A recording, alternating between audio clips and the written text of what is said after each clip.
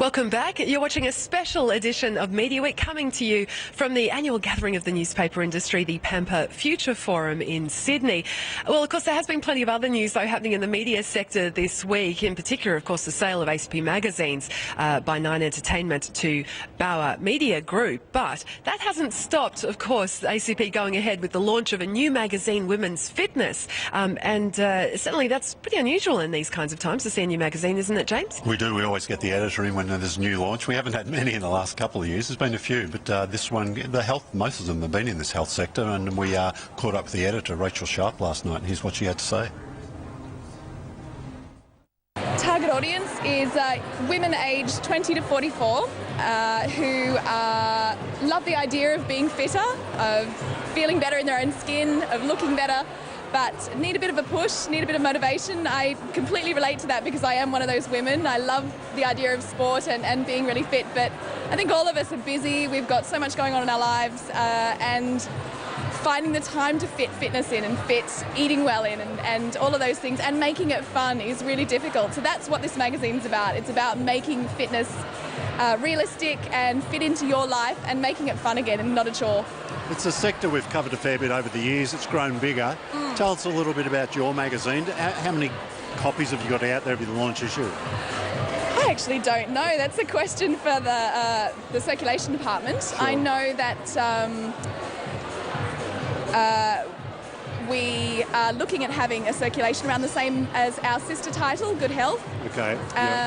Which I like to refer to as our older, more mature sister because it is targeted at a slightly older audience. Yeah.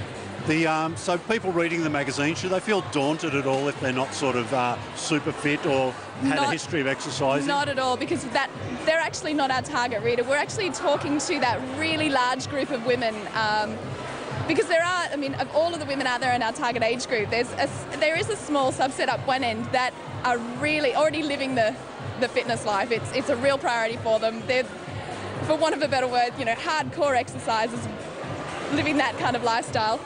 There's another group of women that aren't interested in exercising at all, but then there's this giant group in the middle that, again, I fall into, that loves the idea of exercising and loves the idea of doing a half marathon, but doesn't have aspirations to do an Iron Woman or to climb Everest. They just want to feel better about themselves, feel fitter. So that's why our magazine, we keep talking about fun, we keep talking about the idea of it being realistic, but if you look at the cover, you look at the colours, you look at the way it's been designed, it's very feminine, it's very vibrant. So we really want to get that message across, that it's for people to not feel intimidated by the idea of fitness and working out, but to actually enjoy it, do it with their friends and make it fun again. Sure. Now, you said tonight your first issue's out now. The second issue's virtually finished. It is. What's the ad support been like? And have you been involved in doing presentations? I have from the very beginning. The ad team and I worked with the research department as well to have some clear statistics to take out to advertisers. We have been overwhelmed by the support that we've had. I think it helps that a lot of the people we were going and speaking to were in our target audience. So it's funny, I'd go into ad meetings and talk to them about this product and they'd be nodding their heads going, that's me as well, So it really helps that people have related to the title too. Yeah. We've had fantastic support. The biggest selling magazines are full of celebrities. Can you go there with your title too? To a degree. I think that it's funny, the research that we've done, and we've done extensive research, shows that people aren't really interested in hearing fitness tips from celebrities. They can admire celebrities' bodies and they admire the hard work that they put in, and they're interested in them from a lifestyle perspective, but they actually want to hear fitness and nutrition advice from fitness and nutrition experts. So while there is an element of celebrity, and we will be going there, and we have gone there in the launch issue, it's not the foundation of our magazine. Yeah. Now, you've worked on launches before around the world. Are you a bit of a launch specialist? I'm a glutton for punishment, I think. This is my fourth launch as an editor, and each time I think that's it, not doing another one because, it's long hours, but I love the process. So I don't plan to go anywhere else. I love this magazine. As I mentioned earlier, I'm going to be taking a little bit of time off for personal reasons because I've got a baby on the way, but be coming back and looking forward to editing this for a long time. Now, it's a licensed magazine. They've got women's fitness in the UK. Has this one ended up being very different to what they're doing over there? It is. It's very different. We're lucky that we have a sister title in the UK that we can share content with if we want to, and Dennis Publishing's been incredibly supportive, but our market and their market are very, very different. Their lifestyle is different, their weather is different, so to be honest, the two magazines are very different in everything other than title. So Rachel Sharp there talking with you, James. Now, of course, there's plenty of other news happening as well in the media sector this week. We got the news that Lachlan Murdoch has bought out the remainder of DMG Radio that he didn't already own.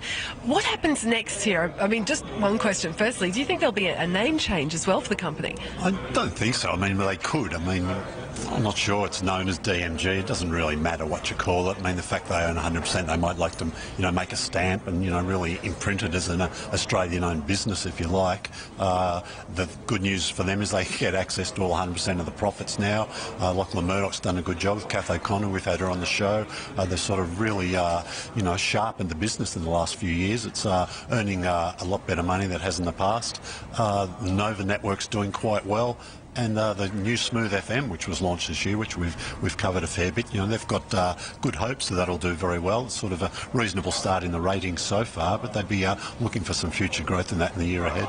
There's been some speculation that next Lachlan Murdoch will be casting his eyes over Fairfax Media's radio assets. Do you think this is likely? No, I don't think it'll be a great fit, I mean, they already they've got the talk station in Adelaide, 5AA, which that itself would be a great fit with the rest of the Fairfax radio stations, 2UN Sydney, 3AW in Melbourne and the others. But I don't think they'd want to digest another deal. Because they put a bit over $100 million to pick up these ones. I think Fairfax is looking for a fair bit more for those radio stations. Any kind of thoughts behind the motives for Lachlan Murdoch doing this? I mean, obviously we know he's got other stakes in media assets as well, including, 10, which has obviously been struggling this year. Look, we haven't delved into it too deeply. We've got to think maybe, DMG wanted to, focus maybe back on the UK market, just get their shop in order there. And he made an offer that was, they thought, look, let's take the money now. Two other news, of course, at 10, we've seen the head of programming leave David Mott, and now the publicity head, Joanne Papadopoulos. Yeah, she's gone. Used to get on quite well with Joe, but Neil Shoebridge has sort of moved in and taken over there. Of course, he was the Financial Review journalist covering the media beat. Decided to go in with James Warburton, look after his corporate PR. His role was expanded. He took over the publicity department, and now he's sort of the head of publicity until they perhaps appoint someone under him. Another appointment, Yahoo 7, a replacement for Rowan Lund there? Yeah, Stuart Sayers has taken over there. He's relatively new to the company, joined earlier this year, ran E-Trade before that. A lot of you to this channel will be familiar with E-Trade. He's been talking about a bit of a refresh for the brand. All new sort of CEOs come in, they want to do that, put their stamp on the company, so he'll be doing that. He's been talking about it as almost a new force in broadcasting with the catch-up TV service they offer through. I think they call it 7+. We talked the other week about Home and Away. Makes some big numbers for those shows now. Also some news too, a French company taking a stake in Screen Time. Is anything going to change much as a result? Yeah, it will actually, because the Screen Time's expertise in drama, they're going to sort of export that, if you like, to a lot of the markets that, I think it's a Banijay, I can't remember their name now, but... Banijay, yeah. Banijay, that's it. The French company, not very well known here, but they're big, own a lot of production businesses through different countries in Europe. They're going to take their drama expertise over there. Shows like Underbelly might get could they be adapted for other markets? And they're going to rejuvenate Pop Stars, a format that Screen Time did very well with, just over a decade ago. Still running, I think, in Germany and maybe France, at least a couple of European countries. That's going to get a bit of a rollout again, and maybe they'll offer it round to broadcasters in Australia, so we could see it on air here again. Of course, it's the show that started all the sort of the big talent quest programs. Yeah, and the founders are going to stay on as well, Desmond and Bob Campbell. Yeah, they're both staying on. they've sold down their share a little bit. I think Des has actually sold all his share, but Bob's still a shareholder in the company, but they've probably both done quite nicely out of this deal. Just in the radio sector, we've seen Southern Cross Austereo rolling out this new breakfast radio model in Adelaide. 2 shows each morning. How's this working? Yeah, well, they're going to have a show. They've just sort of alerted us that it's going to happen. We're expecting sort of announcement any day now about the actual make-up, the bones of it. But there'll be sort of 2 breakfast shows, if you like, an early one from 6 a.m, then one that'll start a little bit later and go through till 10 a.m. So we'll sort of fill you in on all the details next week. Absolutely. Let's just have a very quick look at the TV ratings. This for week 35, and really the second part of Kerry Packer's War. How's that? A huge hit for 9. Yeah, absolutely. And just interesting on that, the catch-up TV figures for that in the following week did over 200,000 extra viewers. So those numbers for part 1 have bumped right up, and I expect that could happen for this one too. X Factor also featuring quite heavily in that top 10 free-to-air. Fantastic business for 7. We're sort of 3 weeks into it now, and the numbers are really up on last year. And looking at the subscription TV top 5 sport programs for week 35, we saw an AFL game, Hawthorn West Coast there, top for Fox Footy. There's finals starting this weekend for both codes, so you can expect those numbers to probably edge up a little bit too. And in terms of non-sport for subscription TV, Fox 8 there with 3